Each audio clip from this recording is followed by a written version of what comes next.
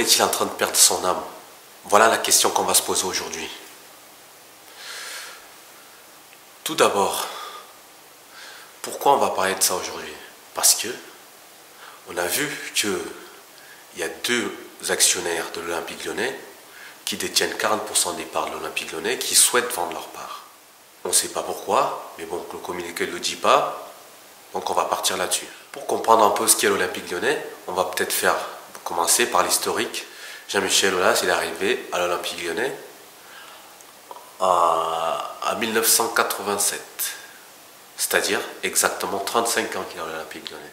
Il a pris le club en Ligue 2, anciennement D2 française. Il a fait évoluer le club jusqu'à la mener en Ligue des Champions, jusqu'à gagner 7 fois le titre de championnat de France, ce qui n'avait jamais été fait avant et qui n'a jamais été refait aujourd'hui. Jean-Michel Aulas, après ça, il a mis une stratégie en place que tout le monde ne comprend pas forcément. Et ce qu'il explique clairement pour ceux qui veulent comprendre. L'objectif de Jean-Michel Aulas, il sait très bien qu'il n'est pas éternel.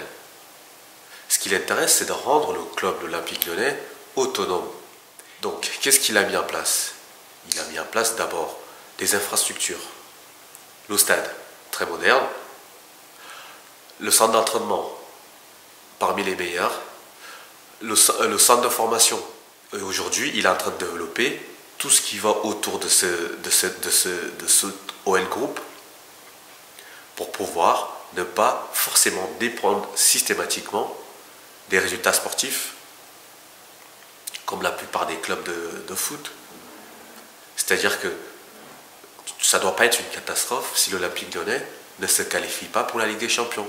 Parce que par rapport à tout ce qui a été mis en place, l'OL est capable d'absorber ses déficits. Ceux qui veulent bien aller chercher en profondeur, ils se rendent compte que c'est la bonne stratégie à suivre. Deuxième point, on sait toujours ce qu'on perd, mais on ne sait jamais ce qu'on gagne.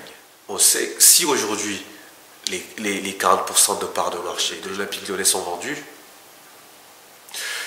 Jean-Michel Aulas ne se retrouvera plus actionnaire majoritaire du club et pourra, par conséquent, ne plus être le président. Ça veut dire changement politique. Ça veut dire qu'on ne sait pas les intentions des nouveaux investisseurs. Ils attendent quoi du club? Qu'est-ce qu'ils vont faire du club? Est-ce qu'ils sont là pour gagner de l'argent? Parce que c'est très rare les gens qui viennent pour perdre de l'argent. Pour faire attention, on a des exemples de Lille, certes qui ont gagné le championnat de France. Ils ont payé très cher leur titre de champion de France. On le voit aujourd'hui avec Bordeaux, qui va peut-être finir en Ligue 2. Problème d'investisseurs depuis que Jean-Louis Trio est parti de Bordeaux, et M6.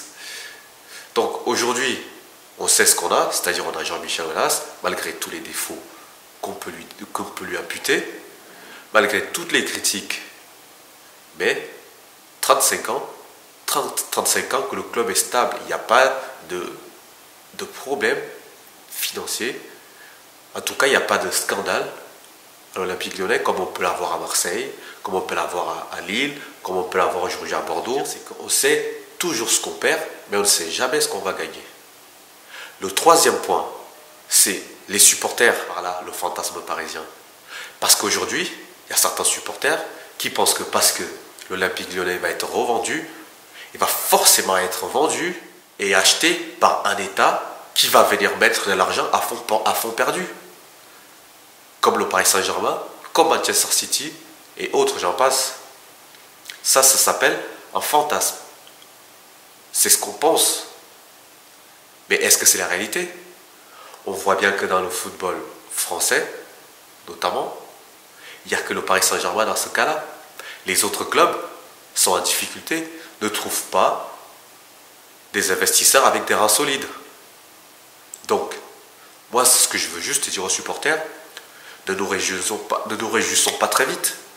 Parce que on ne sait jamais, ne pensons pas que tous les pays du monde attendent après l'Olympique Lyonnais pour venir mettre de l'argent à fond perdu, sans compter pour mettre les stars sur le terrain.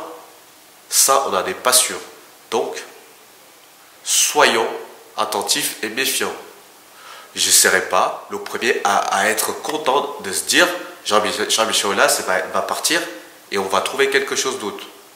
Parce que les gens qui viennent perdre de l'argent dans le football, vous allez m'excuser, il n'y en a pas énormément. Restons calmes, observons ça avec de la distance, mais ne nous réjouissons pas très vite. Pour conclure cette vidéo, je vais vous dire un peu ma pensée. Je suis un peu triste si ça venait à se passer ainsi, c'est-à-dire que Jean-Michel Aulas soit obligé de partir de son poste de président.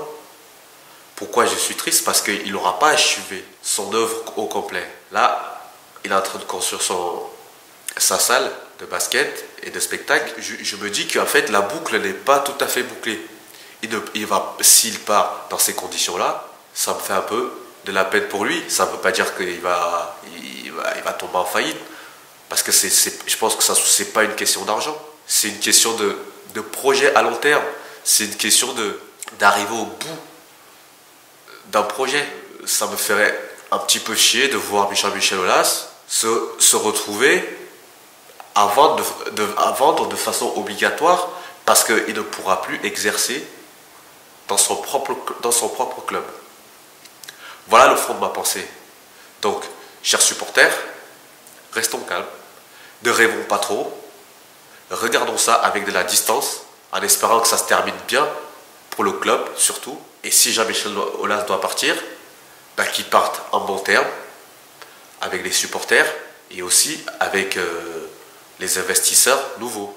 Je vous souhaite une très bonne journée et on se retrouve très bientôt.